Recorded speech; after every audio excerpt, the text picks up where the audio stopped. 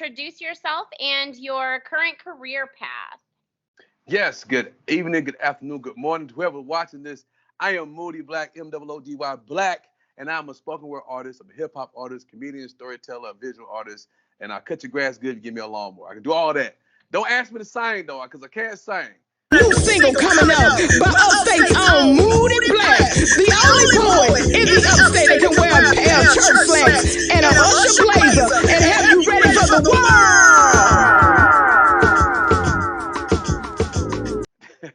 That is a plethora of a resume right there. So I heard storyteller, Yeah. poet, spoken word poet. How did you get started with all of this? Around 11 or 12 years old, and I always tell the story, and I actually told it today when I was working with some kids at League Academy in Greenville. No, I was in Greenville Middle School. Anyway, around 11 or 12, my mom, single mom, she's working full time. She'll take college courses in the evening, and she would bring thick literature books home, trying to make me read poetry. And I was like, no, mama, no, I hated reading. But one day I was bored, and I went to our bookshelf. We had this long hallway in our house. It had a 4-tier bookshelf, and I was going to the books. Of course, you don't like reading, you look for pictures. And I came across this thin book. It was called This Time Called Life. The poet's name was Walter Render, and he's still alive. I'm trying to connect with him. But the book had pictures of people, young people hanging out, nature, beaches, and stuff like that. So it was intriguing. So I started reading the poems beside the pictures, and it just drew me in. And then that started my love for words and poetry. So I wanted to express myself. Yeah. So like these pictures had pictures of nature, beaches, young people hanging out, and they had poems beside the pictures, and it drew me in. And the poems about being young and free. And I was young. I wanted to be free. Didn't want to hear what no grown folks had to say. So I started learning how to express myself through spoken word.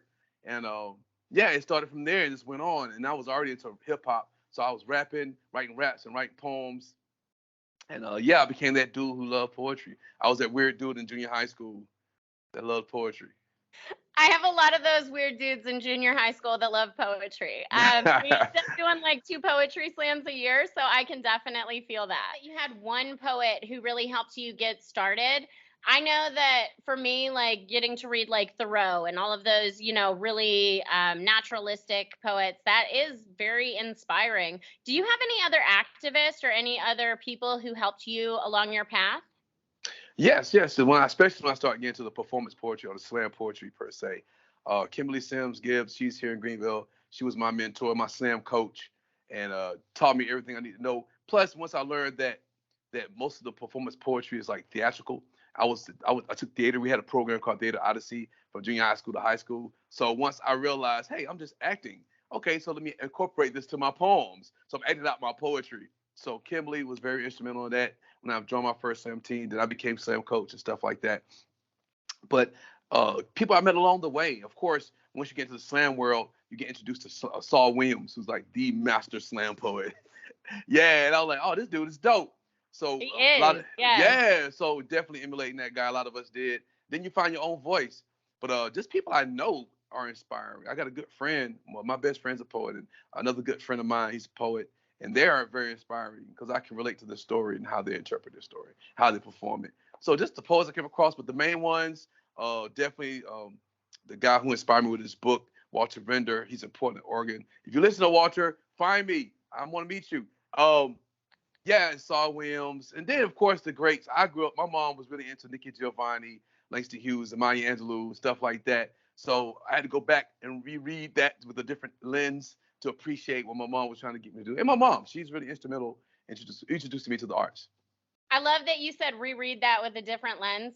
For me, like I didn't really realize a lot of what is ingrained in like Langston Hughes and Nikki Giovanni, like Yes. what they have in their poetry. And when I went back through, I was just recently rereading Racism 101 by Nikki Giovanni. And Mm. I was blown away by all of the different pieces that I missed. And I read it probably when I was in college, but it's a different lens when you get older and you have those life experiences that really change your connotation and your understanding of those ideas. Do you have any obstacles that have kind of made it difficult for you to achieve where you are right now in the poetry world or kind of get to the place you are in the poetry world? But of course, I grew up during a time where being any type of artist was taboo. You can't make no money, paint no paintings, or say no words. You can't do it.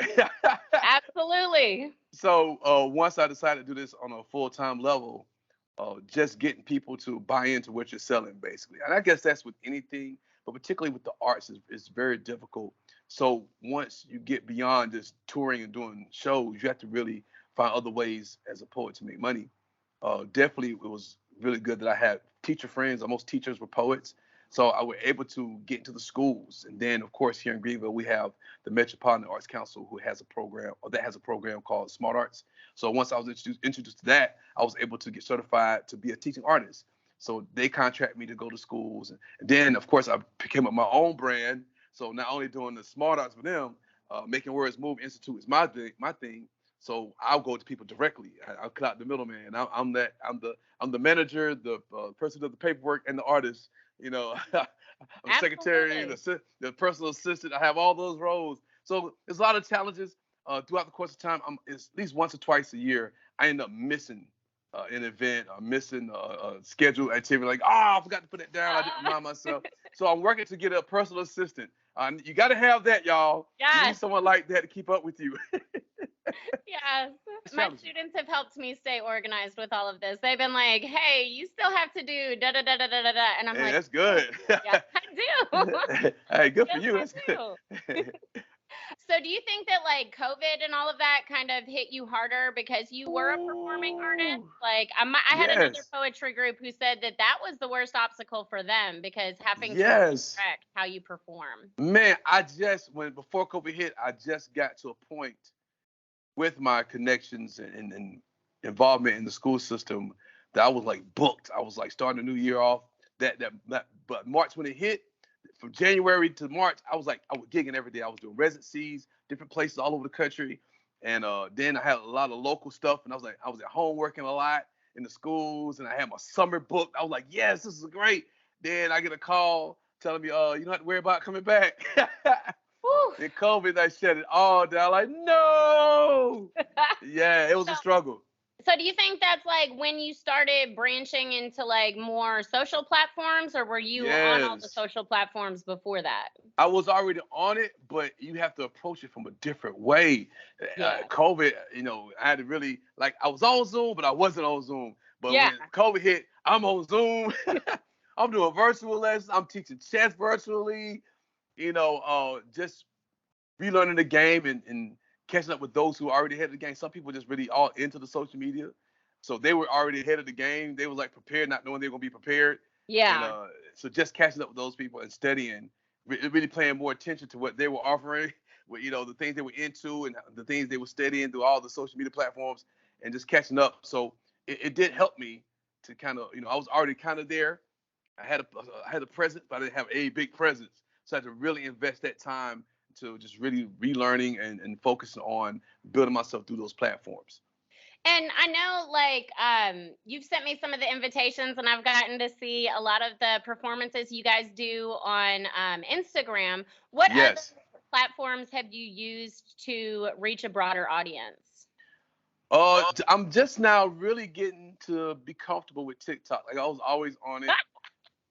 And, it's so funny that a lot of these platforms are made for younger people. Then once we're like, well, I'll go ahead and get on it, and we just take over it. Like all the adults take over everything. Because I remember Facebook. That. Yeah, I remember Facebook. Which initially was made for people to catch up with their college schoolmates and stuff like that. Now the young people say Facebook is a place for old people. I'm like, really? I remember y'all. So now I go to TikTok and all I see is adults doing stuff. I mean, kids are still on it. So I'm really getting more comfortable with TikTok. I've been on it, but I'm not really utilizing that more now. But Instagram was my joint. I just love Instagram. Yeah, that's that feel good. Nah, man. Yeah, that's that. I am mOodybLaCk on everything. I am mOodybLaCk. Real simple. That makes it a lot easier. A lot easier. Every platform is I am mOodybLaCk.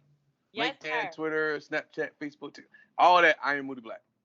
I gotta watch, homie. I keep it real, I gotta watch, homie. I know the time, I gotta watch, homie. I can't quit, I can't stop, homie. You knew where I came from, you know why I stay stuck. You wasn't with it when it got hard. You don't say nothing. What do you feel was your biggest influence when you were younger? My best friend and I've been best friends over 30-something years. We used to Wow. rap together, hung out together. Now he's my roommate. Well, I'm his roommate. You put it, me be clear. I'm his roommate. How do you keep a friendship like that going for that long? That's pretty amazing. Well, I look at it like real life. You don't always get along. We have disagreements. There was a period of time we fell out for a short spell, but when you have somebody you just that vibe with like that, you know Mm-hmm. that it prevails over anything negative, man. Yeah, we have too many similarities. We feel like we're the only ones of our kind. So Oh, absolutely. Absolutely. yeah, I so have we a friend focus like on that that. in teaching, and it's like, I don't know what I would do if I were not in this position Right, with you. Like, it just makes everything easier when you walk into the room and you have that one person who you don't have right. to explain anything to. They just got it. Exactly. Ball Slam a little later than I did, but he eventually made the team. We've been on a couple teams, and he started his own team. But we done a lot of shows together. We rapped together for years when we were younger, so we always shared the stage together.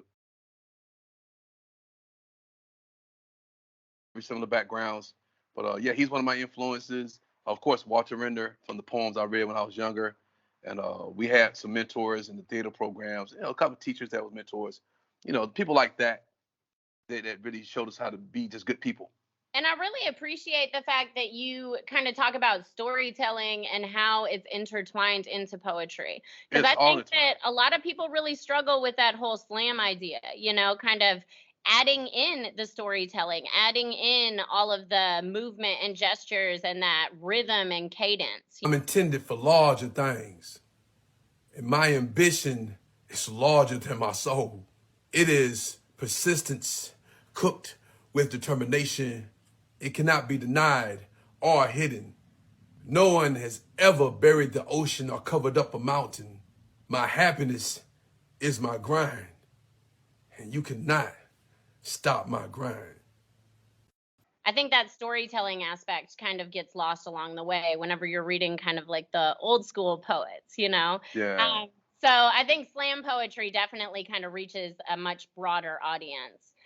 So, do you have anything that you would consider to be your biggest accomplishment as of right now? Yes, and it's really nothing to do with poetry. Well, I can't say that because I always tell young people it's poetry in everything. So let me be clear, especially when trying to bridge the gap with poetry. So when you think about songs and music, hip hop, country music, it's all poetry. So I love writing hip hop, love writing songs, and I just won an award, the 2020 Upstate Music Awards Artist of the Year for my hip hop album. I was That's very proud of that. I awesome. was proud of that because it's And jamming. where can It we buy says this album? on Spotify, Tidal, iTunes, Google Play, all the platforms you can stream music. The album is called Manifest. I don't know if you can see this, my album cover right here. Yes. Yeah, Manifest mOodybLaCk. Yeah, the album is on every platform. It's called Manifest. It's the substance, but it's jamming. Like you can like vibe to it. And I won Artist of the Year out of all these genres of music. There's artists from country, rock and roll, younger people in hip hop. So I felt good. Like I beat these little 20-something-year-olds in the hip hop.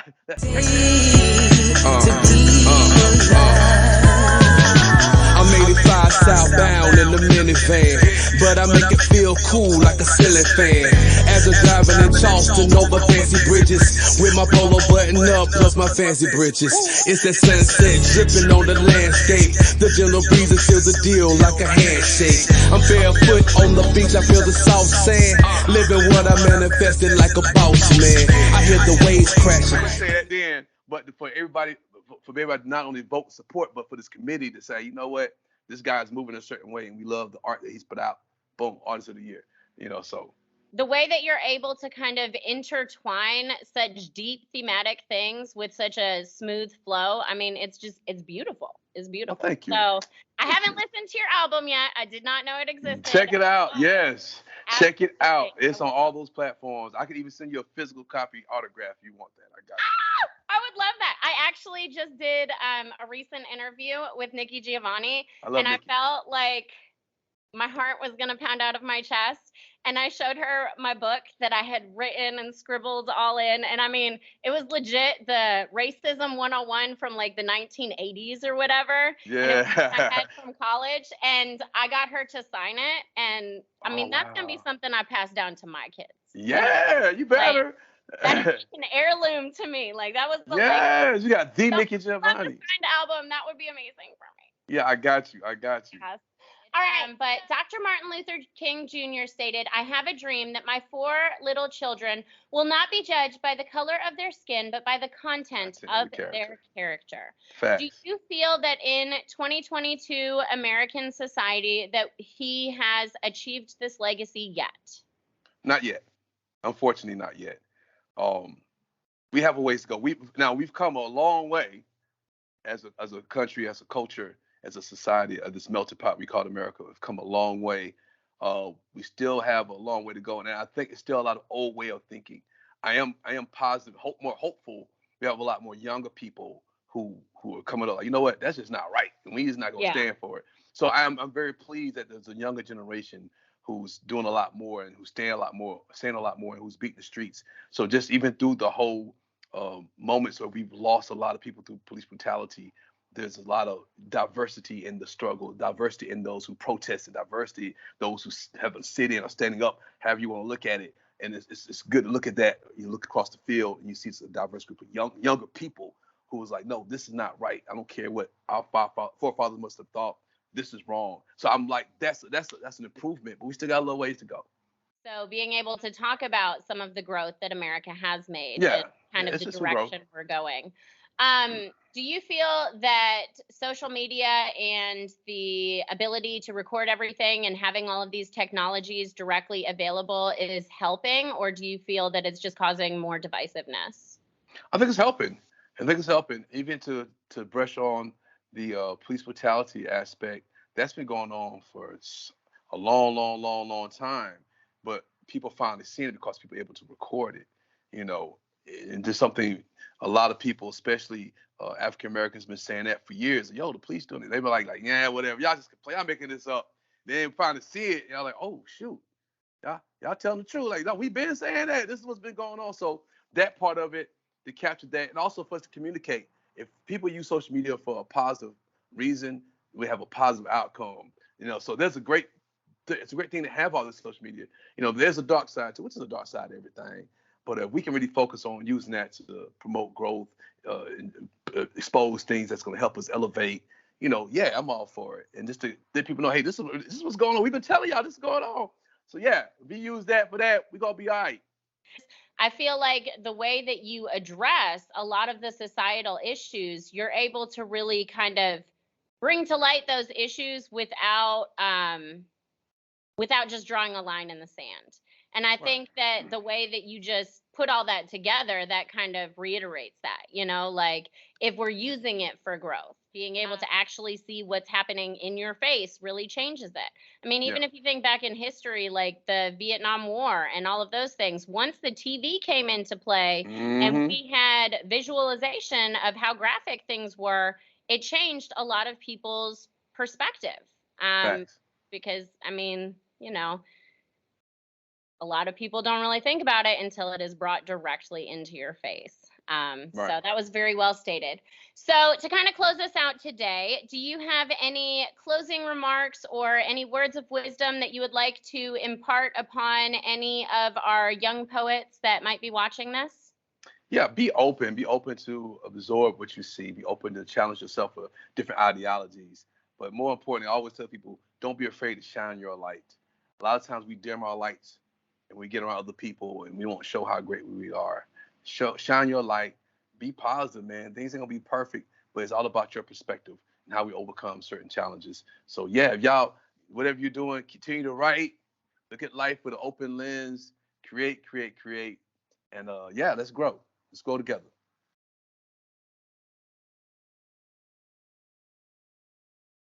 Miss J Story Faves.